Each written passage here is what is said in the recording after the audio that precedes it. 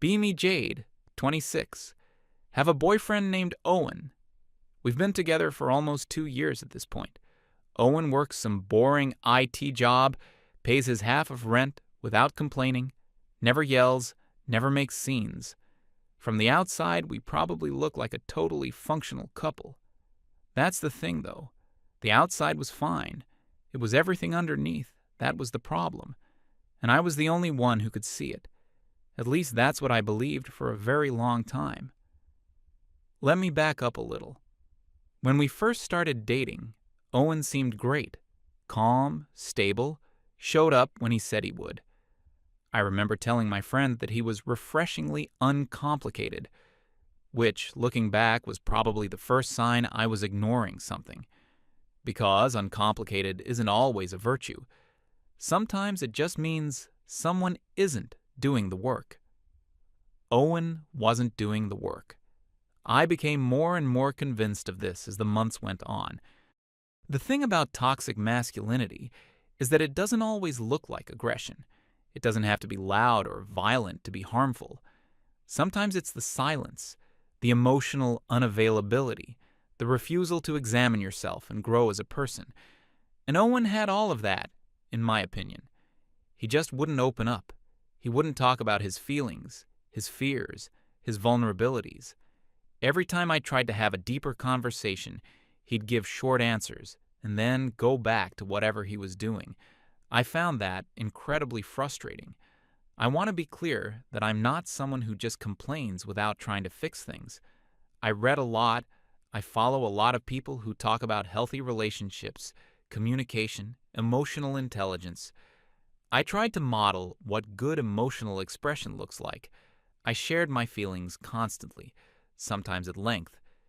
I explained to Owen more than once that men are conditioned from childhood to suppress their emotions, and that this is damaging not just to themselves, but to everyone around them.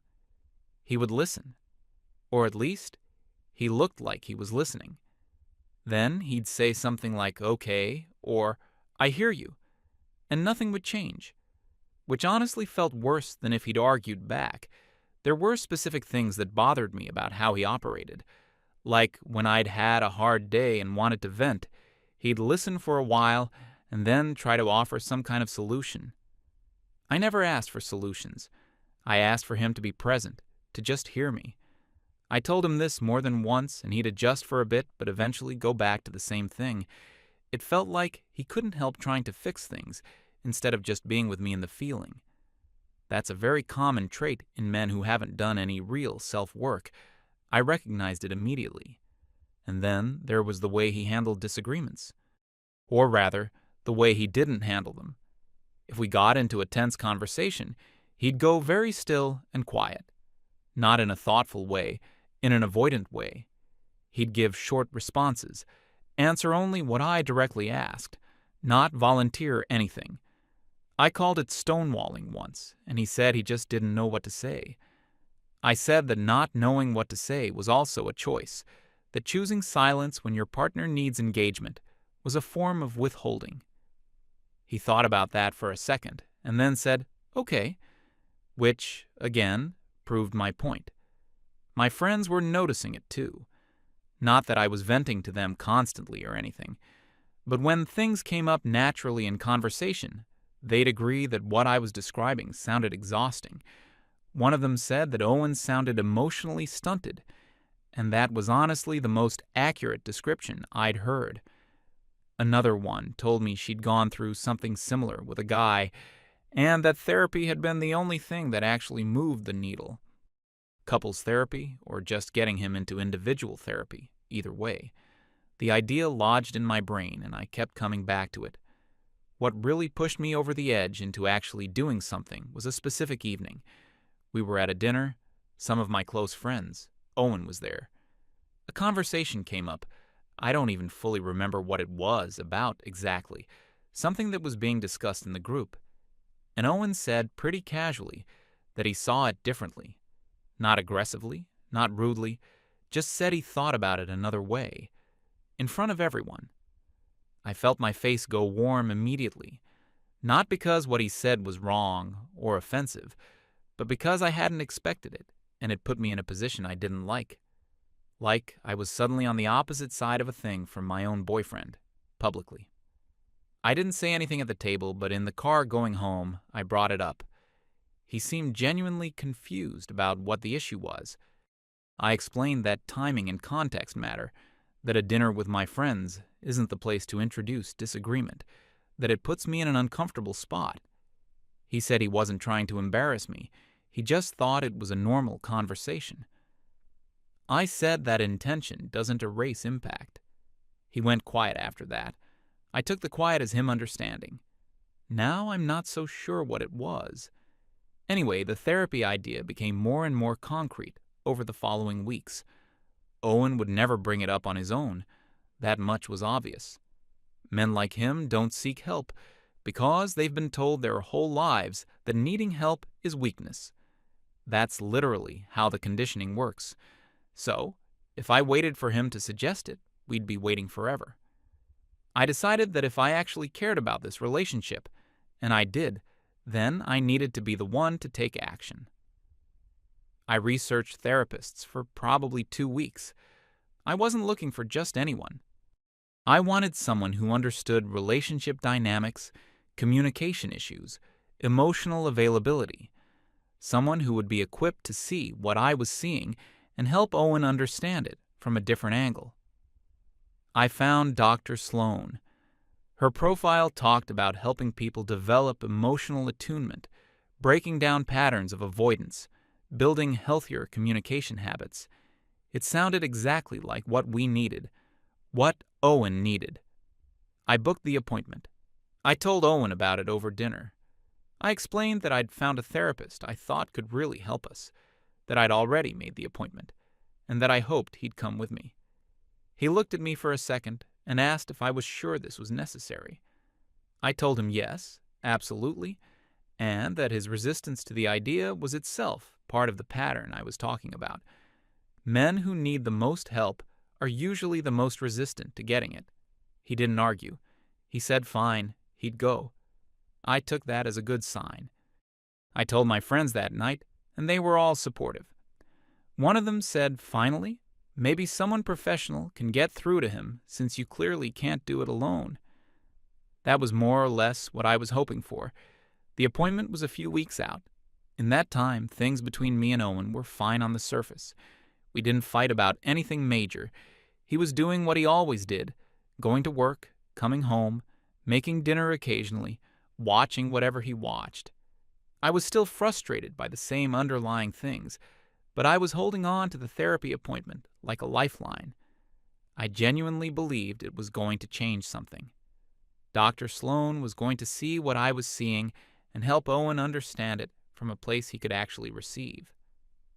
I'd read that sometimes people can't hear hard truths from their partners, but they can hear them from a neutral third party. A professional carries a different kind of weight. That's basically what I was counting on. I also have to be honest that I did some preparation. Not scripting or anything manipulative, just organizing my thoughts. I wanted to be able to articulate clearly what the issues were without getting emotional or losing the thread. I thought about specific examples I could give. The dinner incident, the solution offering instead of listening, the quiet withdrawal during conflict. I made mental notes of all of it. I wanted Dr. Sloan to have a clear picture from the start. The morning of the appointment, I was nervous in a hopeful way. I picked out what I was going to wear, made sure I had time to eat breakfast properly, went over the main points in my head again. Owen got ready without much comment. On the drive over, he was quiet, which was normal for him. I tried to start a conversation about what I hoped we'd get out of the session. He said he just wanted to hear what the therapist had to say. I told him that was a healthy attitude. He nodded. Dr. Sloan's office was on the second floor of a small building. Nothing fancy. The waiting area had those chairs that are too soft and a water dispenser humming in the corner. We sat there for maybe 10 minutes before she came out to get us. She was younger than I expected. Professional looking, calm energy, gave off the impression that she'd heard everything before and nothing would surprise her. We went into her office and sat across from her on a small couch. She introduced herself, explained briefly how she worked, said this was a space for both of us to speak openly without judgment. Then she asked what brought us in. I started talking. I explained that Owen struggled with emotional availability, that I'd been trying to address this for a long time, that his upbringing had probably given him certain ideas about how men are supposed to act, that it was affecting our relationship and his ability to connect on a meaningful level. I gave the dinner example. I gave the solution offering example. I talked about the quiet withdrawal. I laid it all out clearly, I thought. Dr. Sloan listened, made a couple of notes, and then she said she'd like to hear from Owen. He talked, for longer than I expected him to. I'd honestly assumed he'd give the same short answers he always gave me, but he didn't. Something about being in that room with someone neutral seemed to open him up in a way I'd never managed to, which was its own frustrating thing to notice, that he could talk to a stranger, but not to me. But I pushed that thought aside and listened. He said that he often felt like the relationship operated on a dynamic where his perspective didn't carry much weight. He said that disagreeing with me tended to result in long conversations where he was expected to eventually come around to my view. He said that decisions that affected both of us were sometimes already made before he was told about them. He gave the therapy appointment as an example of that. He said he'd tried to bring up his own feelings about things a few times, and it usually turned into a discussion about why he was wrong to feel that way, or what was behind those feelings that he hadn't examined. He said after a while he just stopped bringing things up because it wasn't worth the energy. He was saying all of this very calmly, no drama, no anger, just describing things as he experienced them. I wanted to respond. I had responses ready for most of what he said, but Dr. Sloan held up a hand slightly and said she'd like to hear him finish. That was a little annoying, but I let it go. When he was done, she turned to me and started asking questions, not the kind I was expecting. She asked whether the appointment had been something Owen had requested or something I'd arranged on my own. I said I'd arranged it because he never would have done it himself, and someone had to take that step. She asked what specifically I meant when I said Owen was emotionally unavailable. I gave examples again, the short answers, the not wanting to talk about feelings, the not opening up. She asked whether he'd ever told me directly that he didn't want to discuss certain things, or whether he just didn't match the level of emotional conversation I was looking for. I said those were kind of the same thing, and that if he were emotionally healthy, he'd want to have those conversations. She wrote something down. Then she asked about the dinner incident. She asked me to walk her through what actually happened. I explained that we were at a gathering with some of my friends, and a topic came up, and Owen said he saw it differently, in front of everyone. She asked if he'd been rude or aggressive about it. I said no, but the point wasn't the manner, it was the context. She asked what was embarrassing about a partner having a different opinion. I said it just wasn't the time or place, that there's an understanding between partners about how you present as a unit. She asked whether partners are expected to agree publicly, even when they don't. I said that wasn't exactly what I meant, but I also couldn't immediately explain what I did mean in a way that sounded the way I intended. She went back and forth between us for a while after that. More questions, more note-taking. Owen answered when she asked him things and was quiet otherwise. I noticed he looked more relaxed in that room than I'd seen him look in a while, and I didn't entirely know how to feel about that. At one point, Dr. Sloan asked me to describe what a successful outcome of therapy would look like from my perspective. I said that Owen would become more communicative, more open about his feelings, more willing to examine where his behavior comes from and how it affects me. She asked if there was anything I hoped to work on myself. I said I was already pretty self-aware and that I'd been doing a lot of personal growth work for years. The room went quiet for a moment. Owen didn't say anything.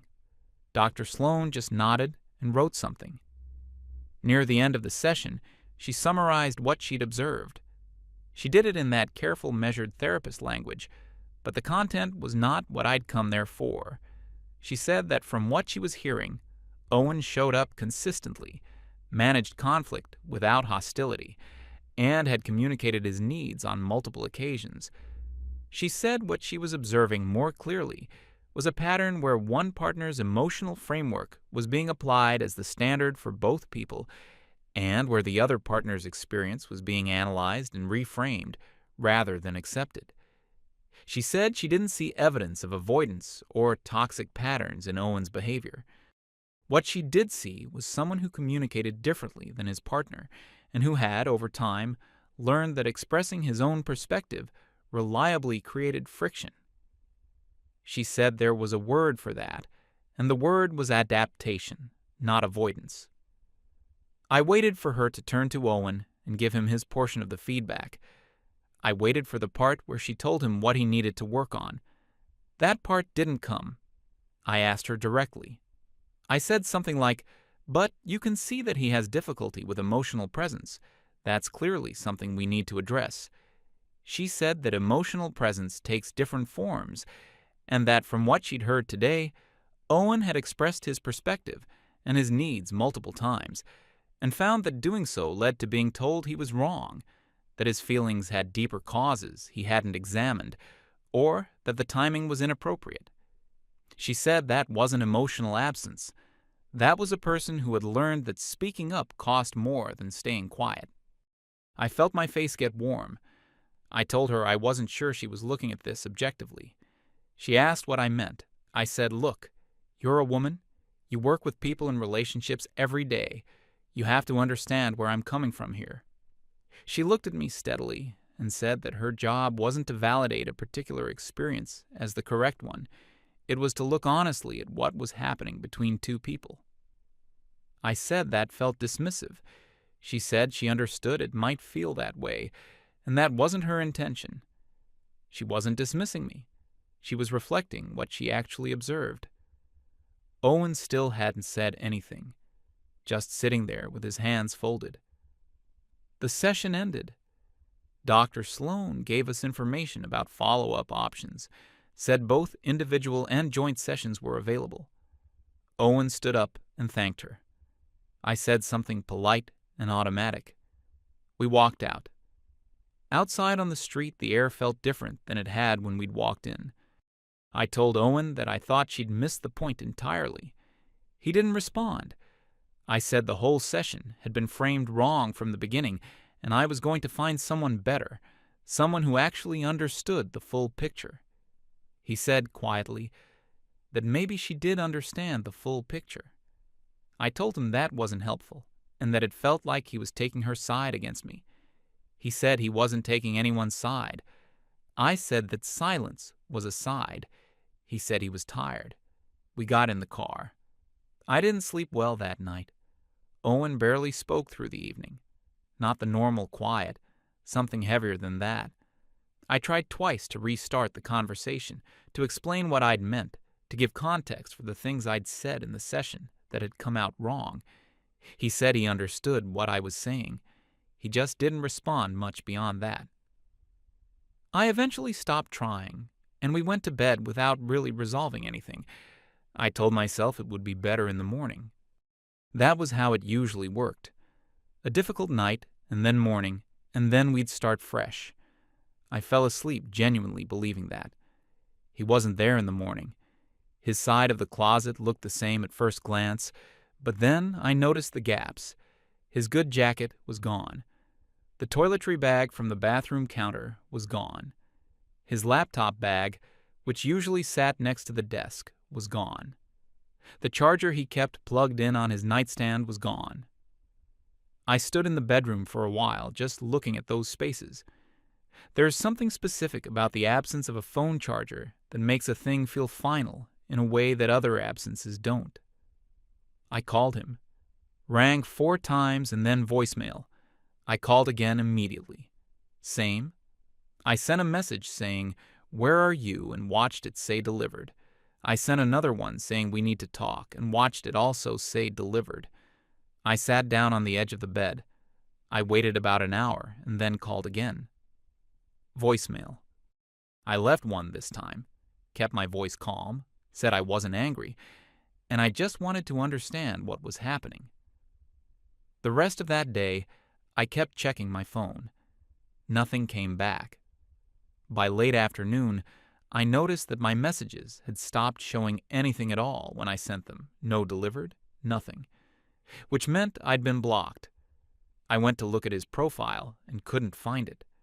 I tried a different way. Also, nothing. Everything was gone. I wasn't panicking, I was telling myself. I kept saying to myself that he just needed space, that he was processing, that by the next day he'd reach out and we could actually have the conversation that the therapy session should have been. I called one of my friends and told her what was happening. She immediately said this was textbook avoidant behavior and that I shouldn't chase him, that it would only make things worse. She said give it a few days. I said I hoped she was right. A few days turned into a week. I went to his place at some point during that week. I don't fully know what I was expecting to find. I knocked. No answer. I knocked again. Nothing. His neighbor came out of her door and I asked if she'd seen him. She said she had. Not that long ago, he'd had a bag with him and was carrying it to his car. I thanked her and walked back to my car. I sat there for a while before driving home. I reached out to one of his friends eventually, a guy I'd met a handful of times at different things. I sent him a message, and he responded fairly quickly, said he'd heard from Owen that Owen was okay, and that he needed time. I asked how much time. He said he genuinely didn't know. I said I needed more than that. I needed to understand what was happening, and I asked him to tell Owen that I wasn't going to wait around forever without any communication at all. He said he'd pass it along. I don't know if he did or what Owen said in response because the friend didn't follow up and I didn't push it. More weeks went by. At some point, I made a separate account and wrote Owen a long message. I tried to be calm and reasonable in it. I said I understood he needed space. I said I wasn't trying to pressure him. I said I just needed some kind of response, even a short one, to know where things stood. I don't know if he read it. The account I'd used wasn't blocked, so technically it could have reached him. But there was no reply. I wrote one more a few days later, shorter, just asking for closure. Still nothing. After that, I stopped writing.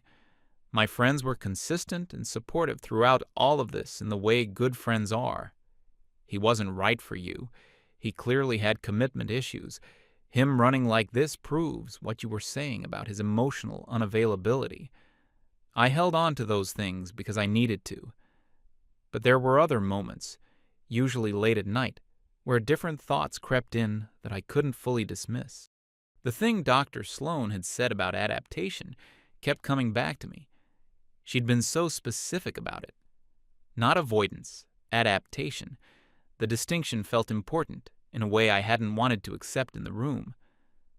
Avoidance means the person is running from something inside themselves.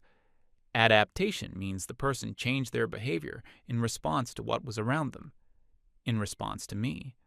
I started going back through specific memories, not to punish myself, just trying to see them clearly. The conversation after the dinner, where I'd told him it was embarrassing for him to disagree in front of people. At the time, I'd been sure that was a reasonable thing to say. But when I tried to look at it from the outside, from the perspective of someone who'd been told they weren't allowed to disagree with their partner publicly, it landed differently. Not catastrophically different, but different. There was another one I kept returning to. A time when Owen had said, kind of carefully, that he'd been feeling a little overwhelmed lately and wasn't sure why. I'd listened for a minute and then started asking him questions about his sleep habits, his workload, whether he'd been drinking enough water, whether his stress response was connected to patterns from his childhood. I was trying to help. I genuinely thought I was helping. He'd said he just needed to get it off his chest and wasn't really looking for an analysis. I'd said that just getting it off your chest without examining the root cause was how problems stayed unresolved. He'd said, yeah, okay, and then stopped talking about it. I'd thought he was being defensive. Now I wondered if he'd just wanted to feel heard for a minute and instead had gotten a diagnosis. These thoughts weren't comfortable. I didn't share them with my friends because it would have come out wrong. They would have told me I was being too hard on myself, or alternatively that it confirmed I deserved better, and neither of those would have actually helped me figure out what I was actually thinking. So I kept them separate and just sat with them on my own. Eventually, I started seeing a therapist myself. Not Dr. Sloan, someone different. Someone I found on my own and chose for myself without a specific goal in mind. In one of our early sessions, I was going through the whole story, the relationship, the appointment, everything after. I told it the way I'd been telling it to my friends. My therapist listened and then asked me a question that I hadn't expected at all. She asked how it felt when Owen started speaking in that session with Dr. Sloan. Not what I thought about what he said. How it felt to hear him speaking that freely and that much. I said it was surprising. She asked why. I said because he never talked like that with me. She asked if I had any thoughts about why that might be. I didn't answer right away. That question stayed with me for a while after that session. Why had he talked in that room and not with me? I had a ready answer, which was that he needed a neutral party to feel safe enough to open up. But there was another possible answer underneath that one. That, with a neutral party, there was no risk of being told that his feelings were symptoms of something, or that the timing was wrong, or that he needed to examine what was beneath them before he was allowed to just have them. That, with Dr. Sloan in the room, he could just say what he'd observed, and it would be received as exactly what it was. That was something he apparently didn't have with me. I'm still going to therapy. It's been a few months now. Some sessions are harder than others. There are things that have come up that I didn't expect to come up. Like the way I tend to assume I understand what someone is experiencing better than they do.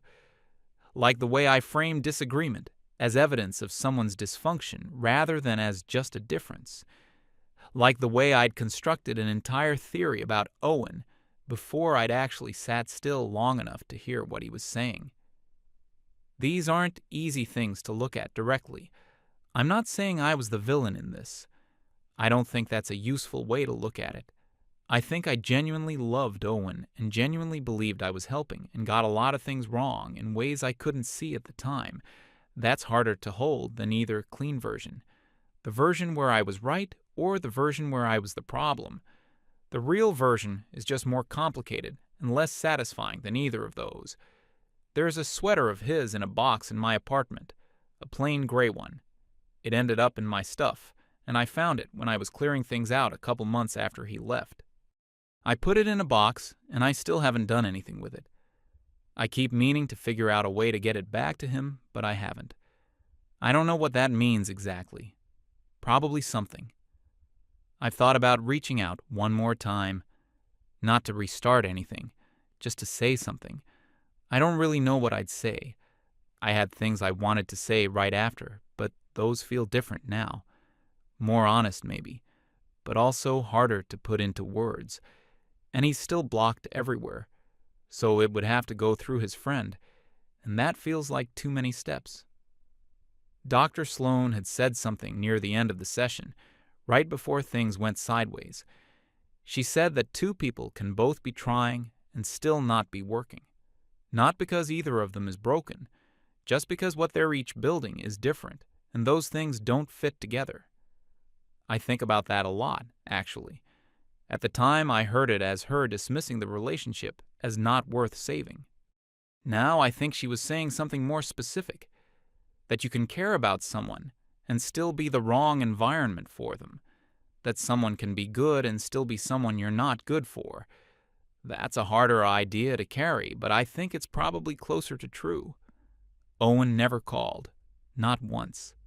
I stopped checking as often after a while, but I still check sometimes, still blocked everywhere. I don't expect that to change. I think he made a decision in that car on the drive home, and he stuck to it the way he stuck to everything else. Quietly, without a lot of drama, completely. The last thing I said to him was in that message from the other account. Something about needing closure. I don't know if he read it.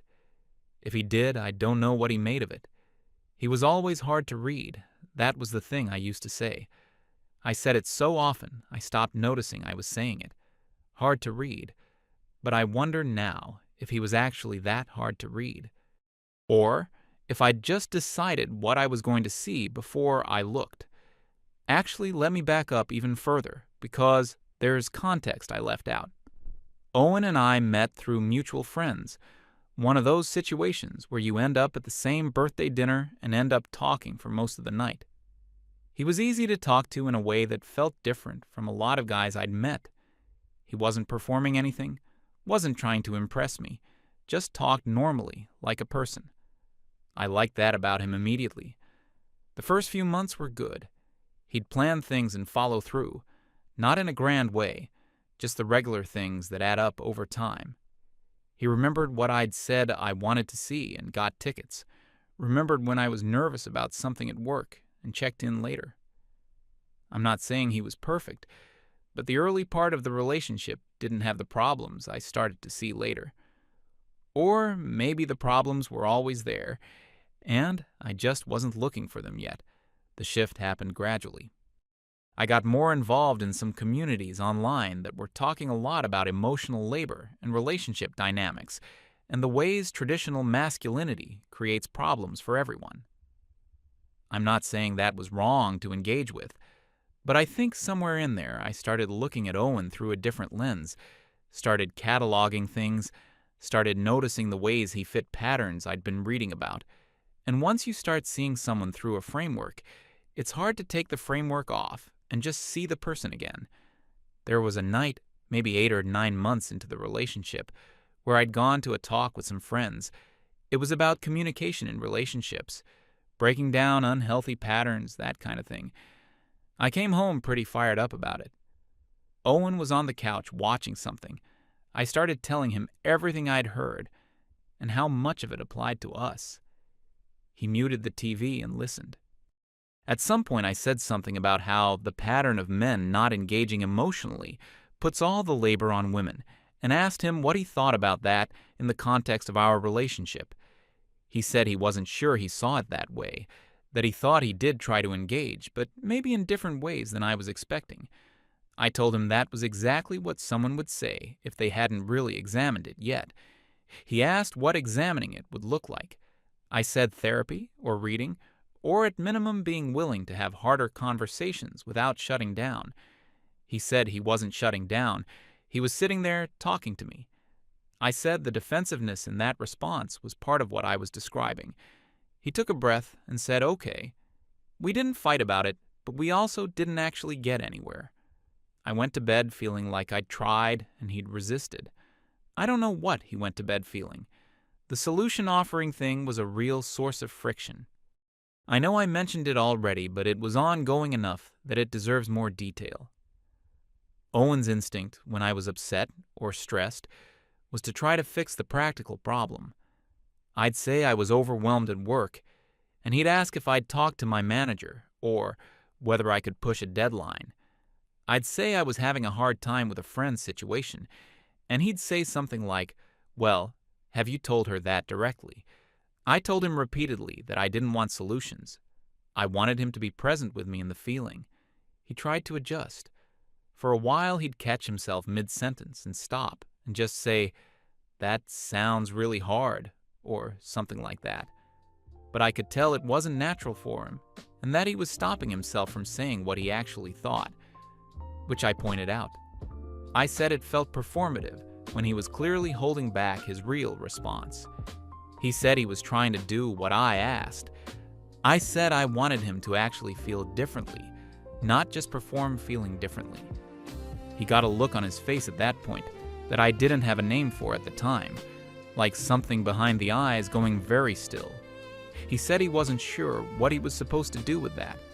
I said that was the whole point, that the work was figuring that out. He said, okay.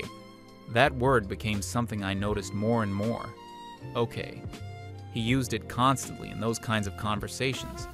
Just okay, like a door closing quietly. I told him once that okay wasn't a real response, that it was a way of ending a conversation without actually engaging with it. He said sometimes he didn't have more than that. I said that was the problem in a nutshell. He said okay again. I don't know if he did it deliberately. His friends were pretty invisible to me throughout the relationship. He had them, I knew that much. He'd see them occasionally for things, games or food or whatever, but he kept that part of his life pretty separate. I didn't push on it too much at the time, but now I wonder if that was deliberate. Like maybe he needed a space where the version of him that I was describing as the problem wasn't the version that existed. I don't know his friends well enough to know what he was like around them, but I'd guess different than he was around me by the end. There was also the thing about his family. Owen was close with his parents, talked to his dad fairly regularly. I met them a couple of times and they were fine, normal people. But I'd tried a few times to have conversations with Owen about his relationship with his dad and what he'd learned about being a man from growing up in that house. He said it was pretty straightforward. His dad worked hard, they did things together, no real drama. I said that the absence of obvious drama didn't mean the environment hadn't instilled certain ideas about masculinity and emotional expression. He thought about that and said maybe, but he didn't really know what I wanted him to say about it. I said I wanted him to explore it. He said he wasn't sure what that meant in practice. I said therapy would help with that. And that was sort of how that conversation planted the seed for the appointment. The 2 weeks I spent researching therapists were genuinely motivated by wanting things to get better. I want to be clear about that, because the way things turned out, it might look like I was setting something up. I wasn't. I was trying to find the right person. I read profiles carefully. I looked at what different therapists said about their approaches. I was trying to find someone who would be good at exactly the kind of work I thought Owen needed to do. Dr. Sloan's profile was genuinely the one that sounded the most relevant. I made the appointment because I thought it was the right move. I still think the impulse was right, even if the outcome wasn't what I expected. The thing I keep coming back to, though, is that I made the appointment without asking him. I told him about it. I gave him the information. I asked him to come. But the decision had already been made. He'd asked if I was sure it was necessary, and I'd told him his resistance was part of the problem. So the only acceptable answer was, yes, I'll go. There wasn't really a version where he said no thanks, and that was fine. I didn't see that at the time. Now it sits differently. During the session, when Dr. Sloan asked if there was anything I wanted to work on in myself, I said I was already pretty self-aware. I've thought about that moment a lot. Not because it was wrong to say at the time, but because of how easily and automatically I said it, without hesitating, without qualifying it, without leaving any room. Just, I'm already self-aware. And then I waited for her to turn her attention back to Owen. I wonder what she wrote down when I said that. The aftermath of the session was its own strange thing. The night Owen went quiet, and then the morning he wasn't there. The charger on the nightstand, the calls going to voicemail. I've thought a lot about the moment he made that decision. Whether it was in the session itself, or on the drive home, or after I pushed again that night. I think it might have been in the session, when Dr. Sloan said what she said, and he sat there quietly. He might have already known at that point. And then the rest was just details. There's something particular about being blocked completely. No last word, no explanation, no argument, just gone. I'd thought of that kind of total exit as something dramatic people did, something loud. But Owen's version was silent, which was somehow more absolute than if he'd slammed a door. He just stopped, completely. And the stillness of it was almost hard to process. I'm 26 years old, and I've been in a few relationships before this one. Nothing had ended quite like this. Usually there was a conversation, even a bad one. There was a point where you knew where you stood, even if where you stood was nowhere. This one just closed, and that was it. The sweater in the box is the only physical thing he left. I don't know what Owen is doing now. I hope he's okay. That's not a performance. I actually do. Whatever I got wrong and how I treated him, the basic feeling behind it was that I wanted things to be good. I wanted us to work. I wanted him to be better, and I wanted to be the reason. That last part, I've been sitting with that. I wanted to be the reason. Maybe some of what felt like caring was also something else. Being the one who understood something he couldn't see. Being right about what the problem was. I don't fully know. My therapist asked me once what the relationship had given me. Not what I'd put into it, what it had given me. I listed the obvious things, and then she asked me to think about less obvious things. One of the things that came up was that it had given me a project, a person to explain things to try to fix, to apply what I was learning to. She didn't say anything after I said that. She just let it sit there. I'm working on what that means. Owen never called. I've said that already, but it stays true the more time passes. Not once. There's a particular thing about a phone that never rings. You get used to the absence, but it doesn't stop being an absence. The gray sweater is still in the box. I'll deal with it eventually.